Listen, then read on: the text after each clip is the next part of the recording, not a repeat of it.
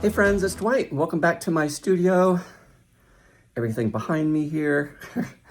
I'm going to be working on a painting today. I've sort of gotten into this thing of doing these square 36 by 36 paintings. Now, one of my goals with these paintings is to create something with red, like a highlight of red. When I've tried that, the red has either disappeared or it's taken over the whole painting. That's not my goal for today. So I'm going to be using red, gold, copper, some white, some champagne, and some blue. And we're gonna see what we get from that. So I'm looking forward to doing that. I'm gonna mix my paints up in just a few minutes, and then we'll get started, and we'll see what we come up with. Just one more thing, I wanna remind people how I mix my paints. Now I talk about this a lot, and I've done a few demonstrations on my videos. A couple things I wanna say. I don't use silicone or coconut oil, or sometimes somebody used KY jelly. I don't know how that worked. Or I don't use satin enamel. Sometimes I'll use a satin enamel, especially if I'm doing maybe a pearl pour, but you don't always need that. I can get back to you on that. So I mix my paints just simply with about 1 part paint. You know, that's maybe an ounce or 2 per cup. And then 3 to 5 or 6 parts Floetrol. Now, that's a big range, but that's because I use different size cups. So the larger the cup, the more Floetrol I'm using. So, you know, if I'm using 8-ounce cup, then we have like 2, 3, or 1 or 2 ounces of paint, and then maybe 3, 4 ounces of Floetrol. Then I do just a little drizzle of Liquitex pouring medium, and then water. You always need to use water to thin. Now, the Liquitex pouring medium is a binder, so when you're adding water, it allows the pigment of the paints to stay intact. So that's basically all I do. And there's not like a specific amount of water or actually a specific amount of Floetrol. I'm just giving you sort of like a framework to work with. The bottom line is you just mix those up, get a thin consistency, you'll get pearls and you'll get cells. Okay, let's get started here. I'll show you my paints and we'll talk about that and we'll get going. Okay guys, here we are back in my studio. Have my paints all mixed up today. My canvas there, that's a 36 by 36 canvas, gallery wrapped as you can tell, 1.5 inch. Got a lot of paints in here. These are 8-ounce cups, so I have 7 8-ounce cups. So you can do the math. That's more than I need to cover the surface. I also have 24 ounces right there of that black dump paint. Now you might think, why do I have almost 80 ounces or 80 plus ounces of paint?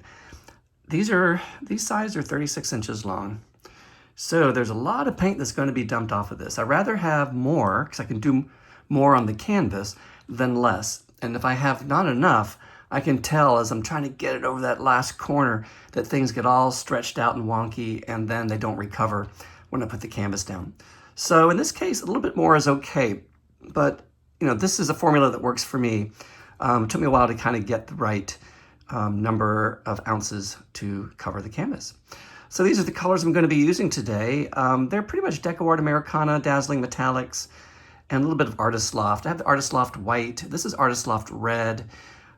This is some of the Artist Loft Splendid Gold, but I also added some Gotta Deal Champagne. This is just yellow and red from Artist Loft. Dazzling Metallics Splendid Gold, Dazzling Metallics Copper, and Dazzling Metallics Ice Blue. Those are the colors. Now I know I'm gonna put white on the bottom, and then I'm gonna start with this sort of copper color, the red, and then do these, put more white, and then do some blue, and maybe repeat the colors. I'm not quite sure how that's gonna look at the moment. I'll be thinking about it as I get the paints all prepped and ready to go. Okay, friends, thanks for stopping by, and let me get things all taken care of and out of the way, and we'll get started. Okie dokie, here we are with this blank, brand new canvas here. So I'm gonna start off by saying a quick hello, and I'm gonna be putting some paint on the corners and edges. And my primary purpose for that is to darken the edges because my paints are thin, and when they go over the edge, I don't want to see the texture of the white canvas. So I usually use black, but I was almost out of black, so I just thought I'd use some of the blue that I use. Put a few squirts there on the canvas and using my roller since it's easier to reach the far end of it. It doesn't have to be perfect. I don't cover the sides all the time, just at the top and just right over the edge there a little bit, just to darken that up. I know this is really exciting to watch, and I appreciate your patience. Just double checking, make sure all the paints are smoothed out. I want to make sure there are no ridges, and so the paint will flow smoothly on top of the canvas. So we're going to start with this white. Again, that's a mixture of some white pearl as well as Artist Loft Soft Body White.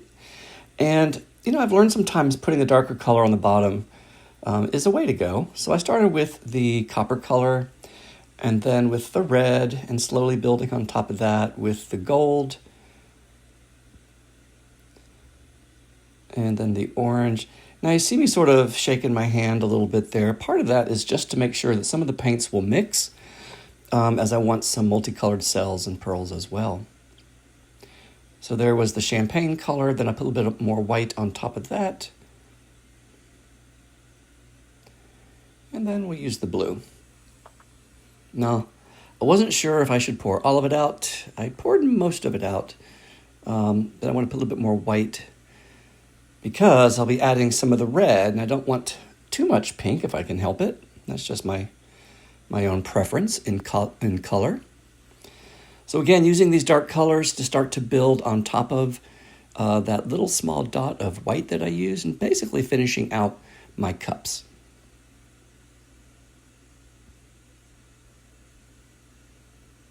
Using some of that gold, and then this lovely orange, which is my new favorite color.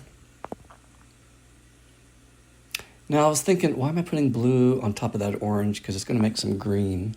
So we'll see if some green shows up on the final part of the pour. And then I knew, since I was going to be pouring some black on top of the center, again, I was afraid, since it was orange, that I would create some green. So I got as much of the color out as I could of the last couple of cups there, because I want to try to pour my black paint right in the middle. Double checking the consistency, crossing my fingers. If this is your first time watching, I like to clean up as I go because I don't want to sit and watch the pearls come up, because then I start to freak out. I need to leave the room as soon as I can and come back, and hopefully I'm surprised. So we're pouring the black paint almost in the center there. The circle wasn't a complete centered and round circle. So here we go. Now these canvases are heavy, these 36 by 36. There's a lot of wood on the back. Then I have the 80 ounces of paint, and you can see how fast it went over the edge. And this video is just ever so slightly sped up. So I'm glad there was good movement on the canvas. So as you can start to see on the edge, well, you can't see it there, but some of the color was coming through, some of the red and some of the gold. I had to get over that last corner, and then I put it down and you can see it a lot more. So once I tilt over that last upper left corner, I do bring the canvas back and sort of tilt the paint back towards the lower right corner, just to sort of center it the best I can. Again, moving it around. I'm not quite sure if I had this in my little tray underneath all those pads, but maybe I did. Yeah, I think I just checked it. So I like to get up and put it on time lapse so we can see how quickly the color comes in. And the color just deepens as we go, and the white starts to fill in. It's almost like a sunrise.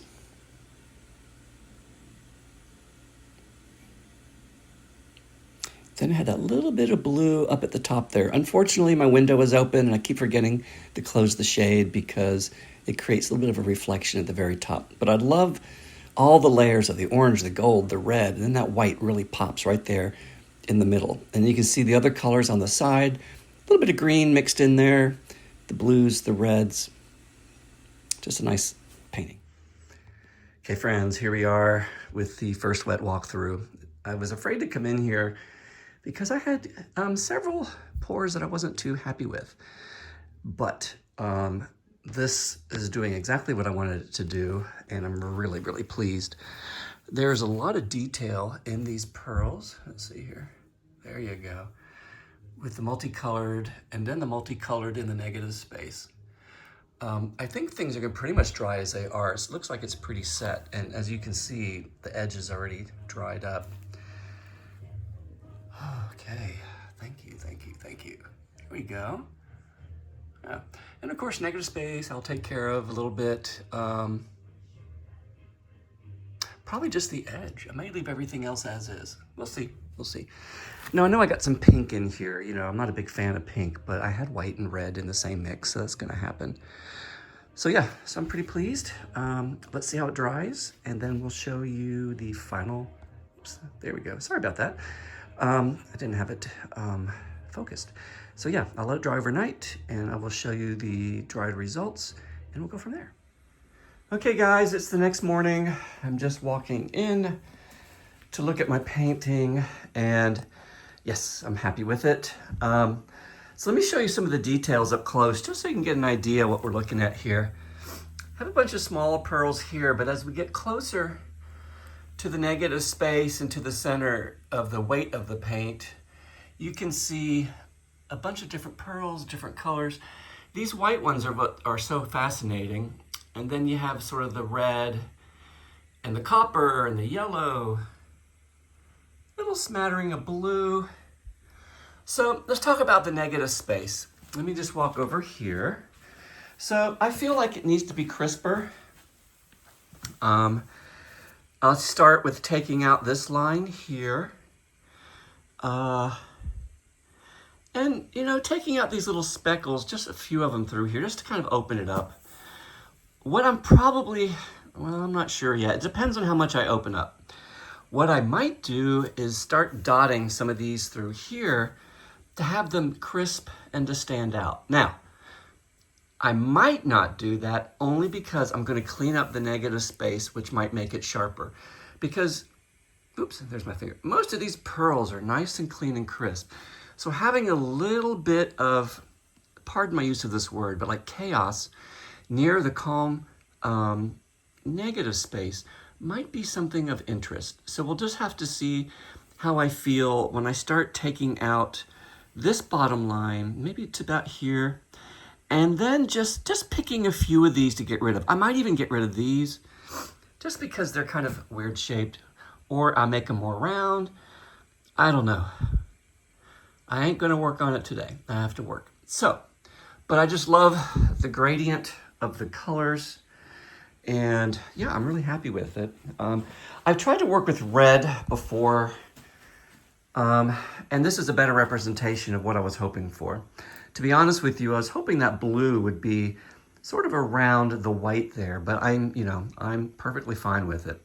Like I said, I might dot some of these blues to make them pop, but I haven't made up my mind, so we'll have to wait and see.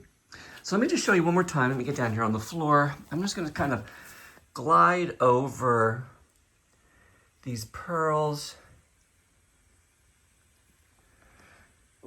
I use the words interchangeably, pearls and cells. Basically, it's a reaction. And, you know, I know they called them cells when they were using silicone because you got these nice little round pearls. But then when I started doing pearl pours 4, 5, 6 years ago, I started getting pearls, you know, more like this. And that's more of the reaction with the white paint.